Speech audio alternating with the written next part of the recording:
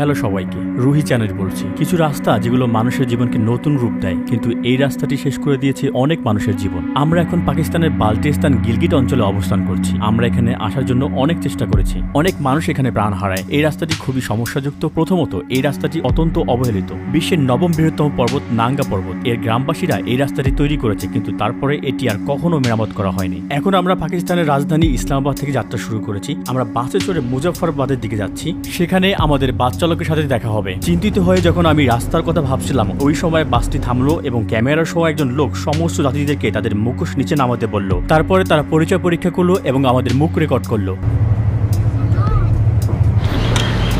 আমরা বিপদসীমার 0 পয়েন্টে পৌঁছেছি।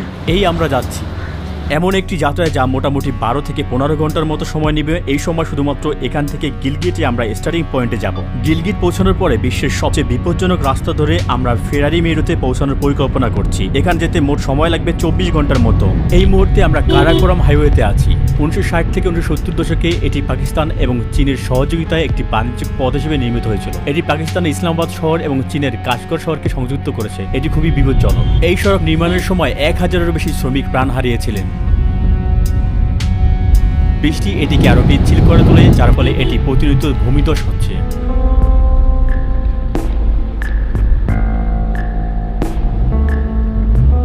এমনকি এই যাত্রার শুরুতেই আমরা পিছনে ফিরে যাওয়ার ইঙ্গিত পেয়েছিলাম।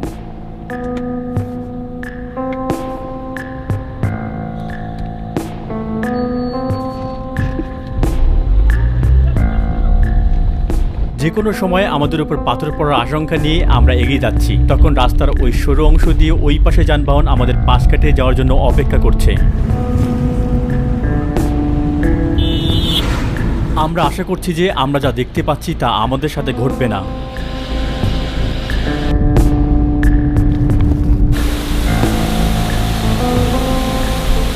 একটি পাথর আমাদের গাড়ির উপরে পড়ল।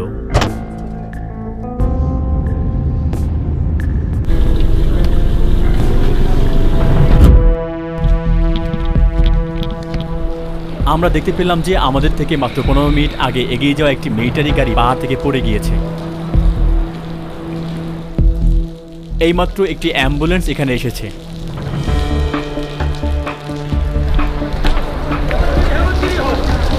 এই দুর্ঘটনায় হতাহতের ঘটনা ঘটেছে। পাহাড়ের খাত এখানে এতটাই কাছে।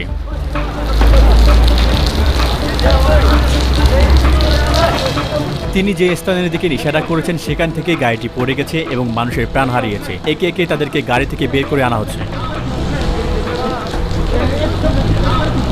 এখান থেকে যে কোনো সময় পাথর গড়িয়ে পড়তে পারে। উপরিভাগ থেকে অনেক পাথর নিচে গড়িয়ে পড়েছে। আপনি যে পয়েন্টগুলো দেখতে পাবেন সেখানে পাথরগুলো ইস্পাতের বাঁধের উপর পড়েছিল এবং সেগুলোকে টুকরো টুকরো করে ফেলেছে। আমরা এখানে থাকার কারণে ঝুঁকির মধ্যে আছি। যে কোনো সময় একটি পাথর আমাদের উপর পড়তে পারে। আমাদের গাড়ির চাকায় একটি ফুটো পাওয়া গেছে।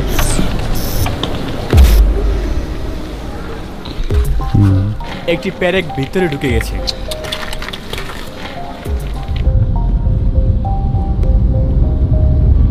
আমরা একটি বিশাল শিলা দেখতে পেলাম যা কয়েক মিনিট আগেই পড়েছিল। এটি অপসারণের অপেক্ষায় রয়েছে। দেখতে পাচ্ছেন একটি পাথর পড়ে আছে। এই বোঝাই করা ট্রাকটি রাস্তাটাকে আর সরু করে দিয়েছে।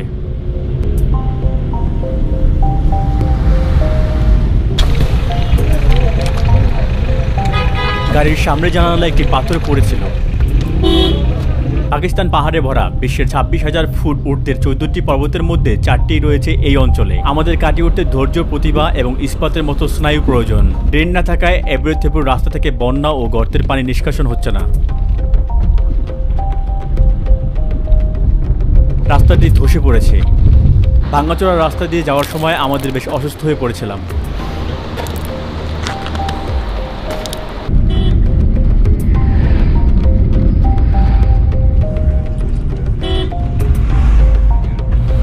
আমাদের গাড়ি একটি পাংচার হওয়া টায়ার নিয়ে সামনের দিকে এগিয়ে যাচ্ছে। যেহেতু আমরা এটি ঠিক করতে পারছি না, তাই অস্থায়ী সমাধান হিসেবে বায়ু পাম্প ব্যবহার করা হয়েছে। এটি একটি অত্যাচার। আরেকটি ঘটনা, মানুষ 20 মিনিট ধরে খালি হাতে রাস্তাটি ঠিক করার চেষ্টা করছে। এই সময়ে আমরা প্রার্থনা করছিলাম যেন পাহাড় থেকে আমাদের গায়ে কোনো পাথর না পড়ে।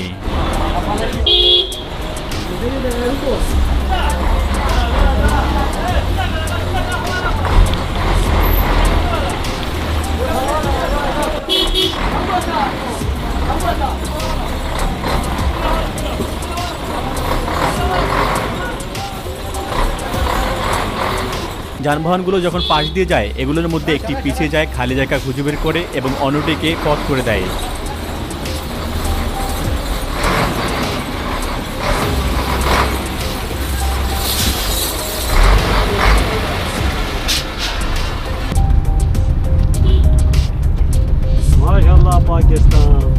আমরা আজ কারাকোরামের তৃতীয় দুর্ঘটনা দেখেছি এবং আমরা এখনো সবচেয়ে বিপজ্জনক অংশে পৌঁছতে পারিনি। এইসব কিছুই আমাদেরকে দেখাচ্ছে যে আমরা জীবনে কতটা ঝুঁকি নিচ্ছি এবং ভয় আমাদের পেটকে আর অসুস্থ করে তুলছে। একটু সতেজ বাতাস নাও।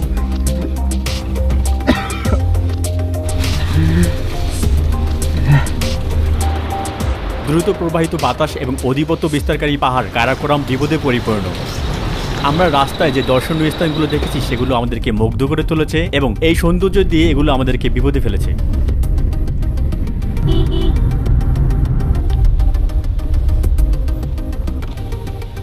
ये ब्यूटीफुल पानी।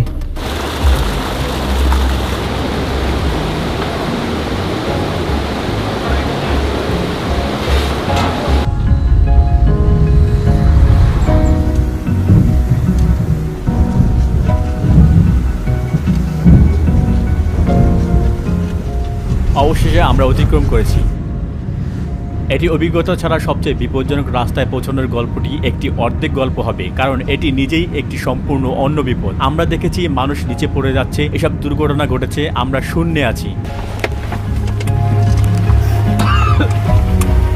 প্রায় 12 ঘন্টা পর অবশেষে আমরা সকালে 11টায় যে রাস্তাটি দিয়ে যাত্রা শুরু করেছিলাম তার শেষের দিকে পৌঁছালাম। এখন সময় রাত 10:53। আসল যাত্রা শুরু হবে রাতের পরে। আমরা ঘুমাবো, আমাদের শক্তি ফিরে পাবো এবং বিশ্বের সবচেয়ে বিপজ্জনক রাস্তায় আমরা ছুটবো। আমরা যে হোটেলে থাকবো সেই হোটেলে এসে পৌঁছলাম। এটি বাথরুম এরিয়া। আপনি দেখতে পাচ্ছেন সর্বত মাকড়সার জালে ভরা, তাদের মধ্যে অনেক পোকামাকড় আটকে আছে। তারা সেখানে একটি মিসওয়াক রাখে, এটি দাঁত পরিষ্কার করার ডাল। মনে হয় প্রত্যেক অতিথি এই মিসওয়াক ব্যবহার করেছে, কারণ এটি হচ্ছে একটি মাত্র ব্যবহৃত মিসওয়াক। এটি একটি জঘন্য বাথরুম, এটি আমাদের রাতকে কঠিন করে তুলবে। এখন এই রাস্তাটি এতটাই বিপজ্জনক যে আমাদের ড্রাইভার সেখানে যেতে রাজি হচ্ছে না। আসলে আপনি দেখছেন তিনি একজন ভালো মানের ড্রাইভার। যাই হোক, এই রাস্তাটি প্রত্যেক চালকের জন্য নয়। এই রাস্তার চ্যানেলগুলো তার জন্য ড্রাইভিং দক্ষতাকে ছাড়িয়ে যায়। তিনি আমাদের সাথে যাত্রী হিসেবে থাকবেন। এটি কি সত্যি এত বড় সমস্যা? সুতরাং আমরা আমাদের ভাগ্য পরীক্ষা করব। আমরা এখানে আমাদের ক্যামেরাটি আটকে রাখবো।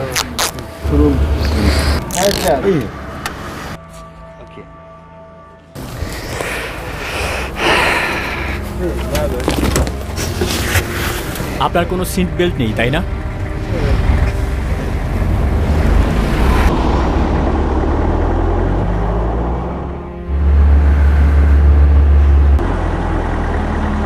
আমাদের যাত্রা শুরু হয়েছে। নিরাপত্তা বাধা তুলে দেওয়ার সাথে সাথেই আমাদের শ্বাস আটকে গিয়েছিল।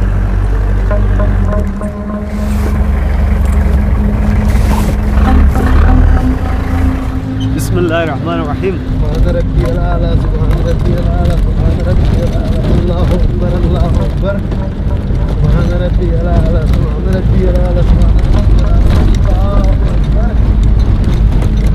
আপনি যেমনটা দেখতে পাচ্ছেন এটি কোনো পিচের রাস্তা নয়, ইস্পাতের পাত বা পিচ নেই। ভূমিধস বা শিলাপাতের ক্ষেত্রে এর বিরুদ্ধে কোনো সুরক্ষা নেই। আমরা শুধু এলোমেলোভাবে যাচ্ছি। কারাকোরাম হাইওয়ে থেকে ফেওরি মেডোস এই সরু চড়াযুক্ত পথটি আমাদের তাতগ্রামে নিয়ে যাবে। শেষ গন্তব্য হচ্ছে ফেওরি মেডোস। স্বর্গ থেকে মেঘের মধ্য দিয়ে 10,800 ফুট উঁচুতে পৌঁছে যাওয়া একটি দৃশ্য যা দেখতে অনেক দুঃসাহসী প্রাণ হারিয়েছিলেন।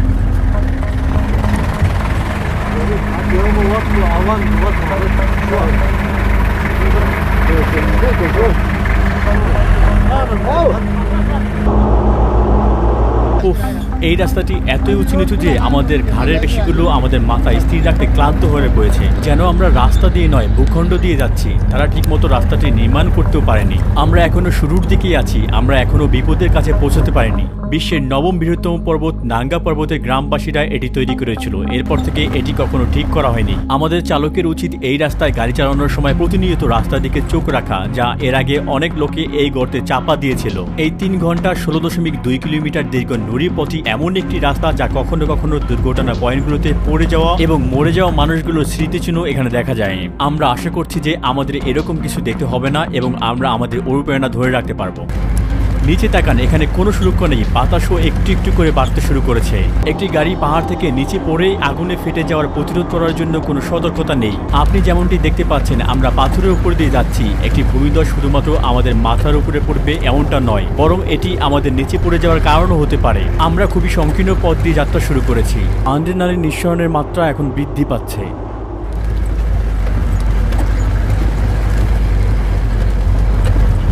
বিশ্বের সবচেয়ে বিপজ্জনক রাস্তা, আমাদের নিচে খাড়া খাত, গাড়ি পড়ে গেলে আমাদের নিশ্চিতভাবে প্রাণ হারাতে হবে। খুবই ঝুঁকিপূর্ণ, অবিশ্বাস্যভাবে ঝুঁকিপূর্ণ। এই রাস্তাগুলো দেখুন, এটি পাশ থেকে আরো ভয়ঙ্কর দেখাচ্ছে। এখানে কোনো সুরক্ষা নেই। একটি ভূমিধস তার পথের সবকিছুই মুছে দিয়েছে। আমরা মেঘের মধ্যে আছি, আমরা আরো উপরে উঠবো। আমরা আসলে এখনো রাস্তার শুরুতেই আছি। এখানে কোনো ফোনের সিগন্যাল নেই। এখানে আমাদের কিছু হলে কেউ আমাদের কাছে পৌঁছতে পারবে না। এখানে কেউ নেই। এই পথটি একটি মারাত্মক পথ। স্থানীয়রা একে কবরের রাস্তা বলে। আমি আশা করি এটি আমাদের কবরের রাস্তা হবে না। এটি একটি উদ্ভট অভিজ্ঞতা। আমরা পাহাড়ে আরোহণ করছি। আমাদের সামনে একটি দীর্ঘ রাস্তা রয়েছে। ঝড়ো হাওয়া বইছে এবং বৃষ্টিও হচ্ছে। তারা বলছে তুষারপাত শুরু হবে। দেখুন, এটি একটি প্রাকৃতিক সৌন্দর্য।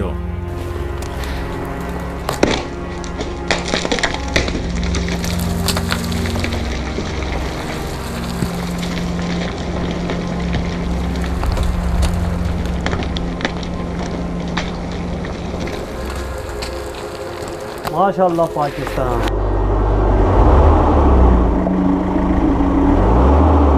আবহাওয়া আরো খারাপ হয়েছে। আমাদের জিপ রাস্তায় আটকে গিয়েছে। हाँ ऐसा कुछ इस तरफ का जोरत नहीं है, इस मेरी तरफ में जोरत है, उसको थोड़ा ऊपर से थोड़ा पत्थर से।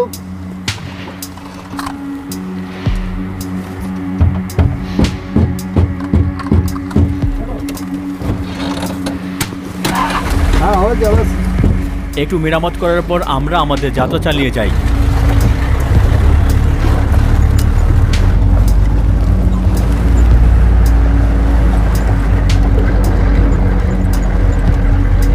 বাতাস এবং বৃষ্টি আরো খারাপ হচ্ছে, তাই আমাদের উপর পাথর পড়তে পারে। আমরা যত তাড়াতাড়ি সম্ভব রাস্তাটি শেষ করতে চাই। এখানে বেঁচে থাকা মানে প্রতি সেকেন্ডে আপনার শ্বাসকে আটকে রাখার সমান। যখনই আমরা বাঁক নেই, তখনই আমাদের হাতে তালু এবং পায়ের তলায় ঘাম ঝরা শুরু করে।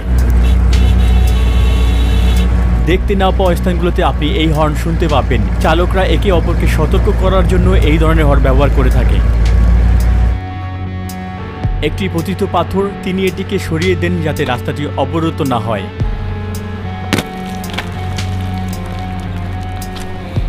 এটি মোটেও নিরাপদ মনে হচ্ছে না।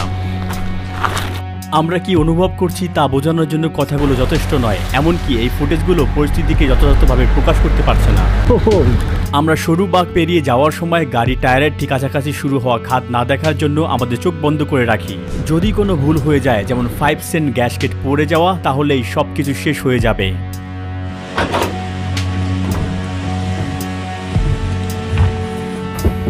আশা করি এখানেই আটকে যাব না, গাড়িতে সমস্যা রয়েছে।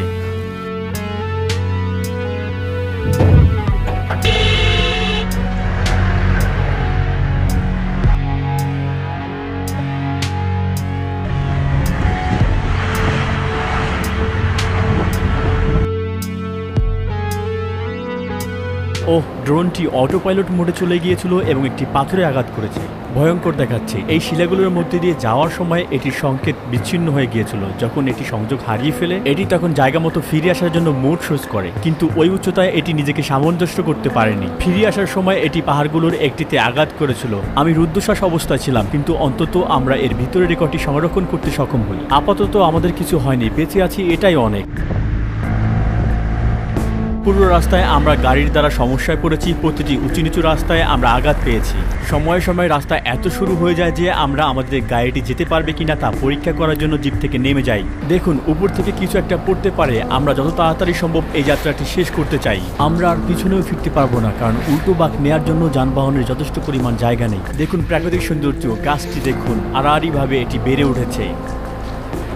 পাথরটি খুবই পিচ্ছিল, খুবই ভিজে গিয়েছে।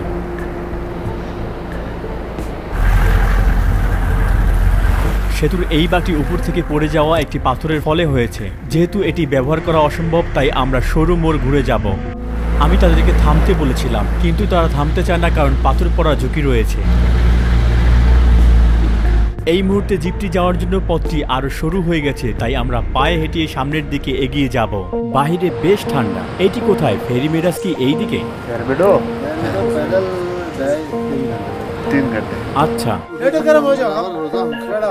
But now, today is rainy day, you know. The road is going to on the mountain, you know. Little bit small stone is coming, fall.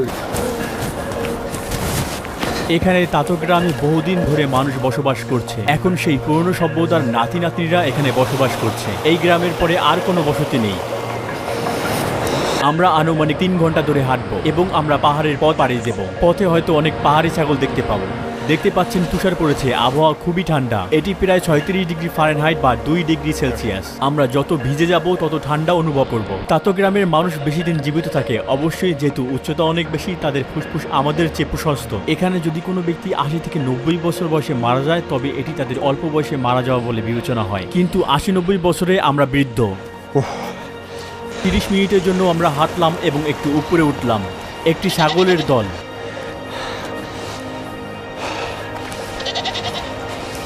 তারা খুবই শক্তিশালী প্রাণী। এখানে সময়ে সময়ে ভাল্লুকও দেখা যায়, কিন্তু প্রতি বছর তাদের সংখ্যা কমেছে। আমরা আসলে তাদের আবাসস্থল সংকুচিত করছি। ভাই, এর খরচ কত পড়বে? 2000। दोनों का दो। एक बंदे का 2 3। 2000, 2500। চলুন চলুন যাই। আমরা ঘোড়ার উপর চড়ে বসেছি। এখন আমরা ঘোড়ার পিঠে চড়ে ফেরি মেরুজের দিকে যাচ্ছি। এই ঘোড়ার জন্য আমরা তাদেরকে 5000 রুপি দিয়েছিলাম, প্রায় $67 সমান। ফিরে যাওয়ার পথেও আমরা এটি ব্যবহার করব। যদি ঘোড়াগুলো অস্বস্তি বোধ করে বা এগুলোকে বিভ্রান্ত করা হয়, তাহলে এটি পড়ে যাওয়ার কারণও হতে পারে। এটি একটু দ্রুত যাচ্ছিল, দেখুন। এই ক্ষেত্রে সেটি নিজে থেকে এই পথে যেতে থাকে। যদি লোকটি এটি ধরে না থাকে, তবেও সেটি এখান থেকে যেতে পারে। যদি ঘোড়ার একটি পা গর্তে যায় বা এটি ভুল পদক্ষেপ নেয়, তাহলে সম্পূর্ণভাবে আমরা নিচে পড়ে যেতে পারি। এখানে দেখুন, সামান্য একটু ভুল মানেই মৃত্যু। আমরা এলোমেলোভাবে যাচ্ছি। এটা অত্যন্ত গুরুত্বপূর্ণ যে আমরা ঘোড়াগুলোকে শান্ত এবং নিয়ন্ত্রণে রাখব।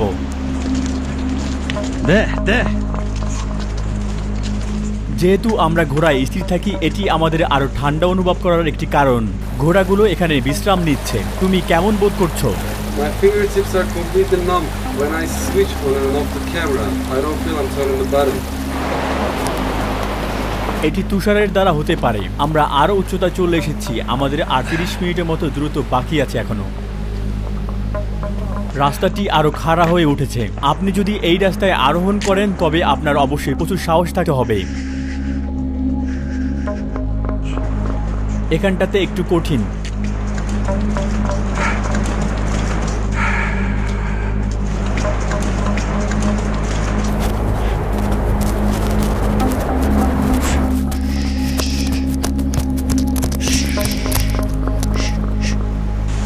আমি আশা করি এটি কোনো ভুল পদক্ষেপ নেবে না। এই রাস্তাগুলো আমরা দৃশ্যের জন্য নিয়েছিলাম। আমাদের প্রায় 24 ঘন্টার মতো সময় নিয়েছিল। এটি কিছু দুঃসাহসিকদের জীবন কেড়ে নিয়েছিল।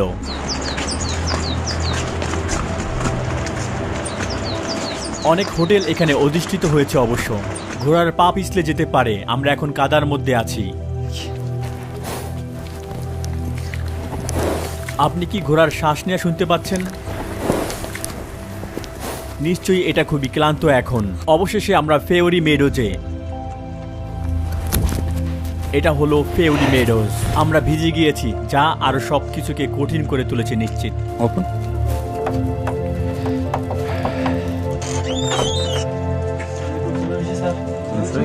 English?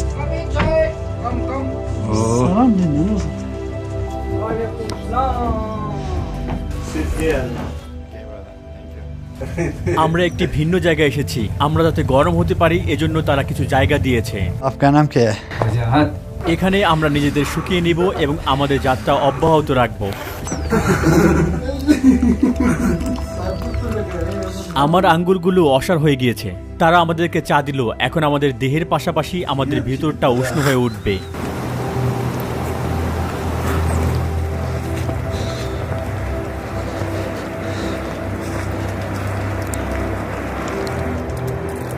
কুয়াশা থাকায় আমরা দৃশ্যটি স্পষ্টভাবে দেখতে পাচ্ছি না, তবুও এখানে অনুভূতিটা সত্যি ভীষণ।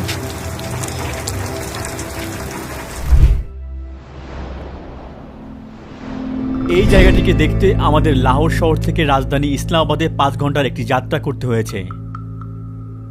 ছিল ইসলামাবাদ থেকে গিলগিট অঞ্চলে 12 ঘন্টার একটি অত্যন্ত বিপজ্জনক গাড়ি ভ্রমণ। ওই অঞ্চল থেকে বিশ্বের সবচেয়ে বিপজ্জনক রাস্তা পর্যন্ত একটি 3 ঘন্টার জিপ অভিযান করেছি। এছাড়াও 30 মিনিটের ক্লান্তিকর হাঁটা এবং 2 ঘন্টা ঘোড়ার পিছনে চড়ে অবশেষে আমরা পৌঁছেছি ফেয়ারি মেডোজে। এই ভিডিওটির জন্য আমরা একটি গোপ্রো, 2টি আয়নাবিহীন ক্যামেরা, 6টি লেন্স এবং একটি ড্রোন ব্যবহার করেছি। ড্রোনটি রাস্তায় টুকরো হয়ে গিয়েছিল। ভ্রমণ খরচ এবং বিভিন্ন ধরনের সমস্যার পাশাপাশি এই ভিডিওটি সম্পাদনা ও অ্যানিমেশন প্রক্রিয়া সম্পূর্ণ করতে আমাদের অনেক প্রচেষ্টা করতে হয়েছিল। প্রকল্পটি প্রায় 1 মাস সময় নিয়েছে। বিশ্বের সবচেয়ে বিপজ্জনক রাস্তার শেষে আমরা এসেছি। অবশেষে আমরা শীর্ষে পৌঁছেছি। এখানকার প্রাকৃতিক খুবই সুন্দর। পাকিস্তান ভিন্ন রকম একটি দেশ, সমগ্র বিশ্বের সবচেয়ে সুন্দর প্রাকৃতিক দৃশ্যগুলোর মধ্যে একটি এখানে রয়েছে। তাদের অতিথি পরায়ণতা আশ্চর্যজনক। ভিডিওটি দেখার জন্য ধন্যবাদ। আমি রুহি চ্যানেল, স্বাধীন তথ্যচিত্র নির্মাতা। আমি এবং আমার দল আপনাকে মূল্যবান এবং বিরল তথ্য দিতে সারা বিশ্ব ভ্রমণ চালিয়ে যাব। আপনি যদি আমাকে এবং আমার দলকে ভ্রমণের খরচ দিয়ে সহায়তা করতে চান, তাহলে আপনি আমাদের ইউটিউব চ্যানেলটি সাবস্ক্রাইব করতে পারেন। আপনি এই ভিডিওর বর্ণনা থাকা লিঙ্কগুলোতে ক্লিক করে একটি স্বাধীন তথ্যচিত্র তৈরি করতে আমাদের সাহায্য করতে পারেন। আপনার সহায়তা পেলে আমরা খুবই উপকৃত হব। ভিডিওটি দেখার জন্য আপনাকে ধন্যবাদ। আপনার সাহায্যের জন্য আপনাকে অনেক ধন্যবাদ। রুহি চ্যানেল আপনাদের সকলের সাথে ছিল।